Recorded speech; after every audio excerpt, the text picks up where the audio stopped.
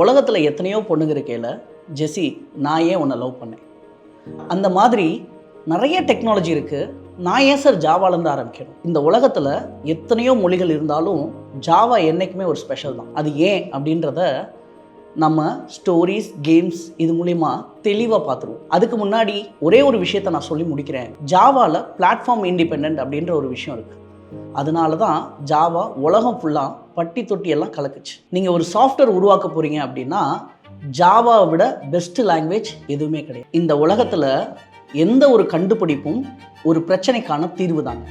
இதை நீங்கள் தெளிவாக பிடிச்சிக்கணும். ஒரு விஷயத்தை நீங்கள் கற்றுக்க போகணுன்னு முடிவு பண்ணிங்கன்னா முதல்ல ஏதோ ஒரு பிரச்சனை, அந்த பிரச்சனைக்கான தீர்வு தான் அந்த விஷயம், அந்த விஷயத்தை தான் நீங்கள் கற்றுக்க போகிறீங்க. அப்போ முதல்ல நீங்கள் எங்கேருந்து ஆரம்பிக்கணும்னா பிரச்சனை என்னன்றதை தெரிஞ்சுக்கணும். அடுத்து இந்த பிரச்சனைக்கு இதுதான் தீர்வுன்றதை நம்ம யோசிக்கணும். இந்த தீர்வை இந்த கம்பெனி கொடுத்துருக்காங்க, இல்லை இந்த விஷயம் கொடுத்துருக்கு, இது எப்படி கொடுத்துருக்காங்கன்றதை படிக்கணும். இதுதான் சரியான படிப்பு. இப்போது ஏதோ ஒரு பிரச்சனையை சந்திச்சிருக்காங்க, அந்த பிரச்சனைக்கான தீர்வு தான் ஜாவா.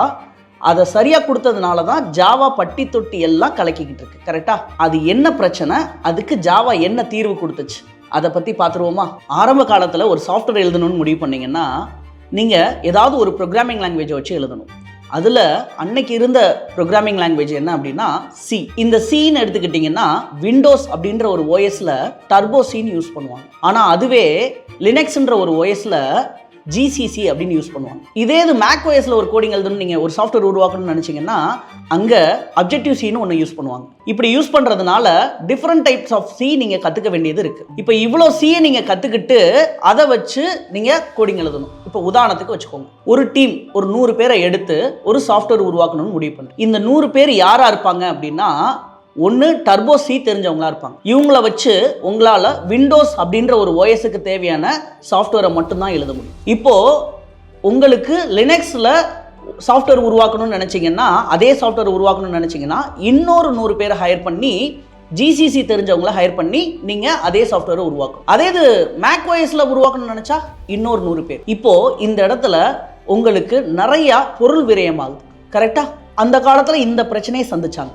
இதுக்கான தீர்வு என்னன்னு யோசிச்சாங்க. இங்கே பொருள் மட்டும் விரயமாகிறது இல்லை, அதை தாண்டி இன்னொரு விஷயமும் விரயமாகுது. அது என்ன அப்படின்னா நேரம். சில கம்பெனிஸ் என்ன செஞ்சாங்க அப்படின்னா ஒருத்தவங்களை ஹையர் பண்ணுவாங்க, ஒரு 100 பேரை ஹையர் பண்ணுவாங்க. இந்த 100 பேருக்கும் ஜிசிசியும் தெரிஞ்சிருக்கணும், டர்போ சியும் தெரிஞ்சிருக்கணும், அப்ஜெக்டிவ் சியும் தெரிஞ்சிருக்கணும். இது 3 தெரிஞ்சவங்களை ஹையர் பண்ணி ஒரு வருஷம் விண்டோஸ் ஓஎஸுக்கு அந்த சாஃப்ட்வேர் எழுதுவாங்க. அடுத்த வருஷம் அதே டீமை வச்சு லினக்ஸ் ஓஎஸுக்கு எழுதுவாங்க. அதுக்கடுத்த வருஷம் அதே டீமை வச்சு மேக்குக்கு எழுதுவாங்க. இப்படி எழுதுறதுனால ஒன்று பொருள் விரயமாகுது, இல்லை நேர விரயமாகுது. இதுக்கு ஒரு தீர்வு வராதா? இதெல்லாம் இந்த அநியாயத்தை தட்டி கேட்க யாராவது வரமாட்டாங்களான்ற மாதிரி ஒரு சூழ்நிலை இருந்துச்சு. அதுக்கான தீர்வு அந்த நேரத்தில் வந்த ஹீரோ தான் ஜாவா. அந்த ஜாவா வரையில பிளாட்ஃபார்ம் இண்டிபெண்ட் அப்படின்ற ஒரு விஷயத்தை கொண்டு வந்து கொடுத்தாங்க. அந்த பிளாட்ஃபார்ம் இண்டிபெண்டன்ட்னால ஜாவாவில் நீங்கள் ஒரு சாஃப்ட்வேரை எழுதிட்டீங்கன்னா போதும், அந்த சாஃப்ட்வேர் நீங்கள் கொண்டு போய் விண்டோஸ்லையும் போடலாம், வேலை செய்யும். அதே சாஃப்ட்வேரை கொண்டு போய் லினக்ஸில் போட்டாலும் அப்போவே வேலை செய்யும்.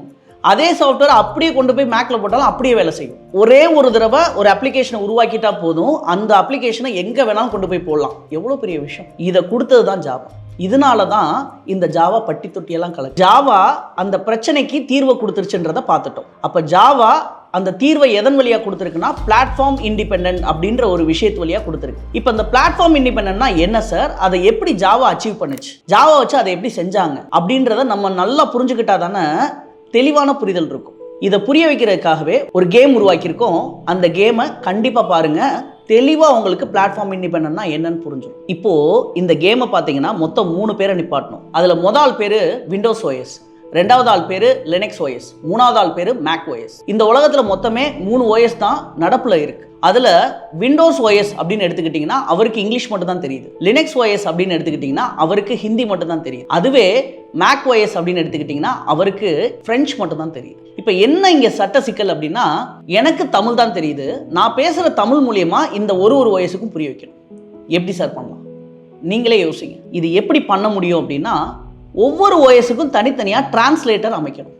உதாரணத்துக்கு நான் தமிழில் பேசினா அதை இங்கிலீஷில் கொடுக்கறதுக்கு டிரான்ஸ்லேட் பண்ணுறதுக்கு ஒரு டிரான்ஸ்லேட்டர் வேணும். நான் தமிழில் பேசுகிறத ஹிந்தியில் டிரான்ஸ்லேட் பண்ணுறதுக்கு ஒரு டிரான்ஸ்லேட்டர் வேணும். அப்போ ஒவ்வொரு ஓஎஸுக்கும் தனித்தனியாக நான் டிரான்ஸ்லேட்டர் அமைச்சிட்டேன் அப்படின்னா நான் தமிழில் பேசினா போதும், அந்தந்த ஓஎஸுக்கு சரியான அர்த்தத்தோடு போய் அங்கே ரீச் ஆகிடும். இந்த இடத்துல ஜாவா என்ன பண்ணா அப்படின்னா இந்த டிரான்ஸ்லேட்டரை தாங்க உருவாக்கினான்.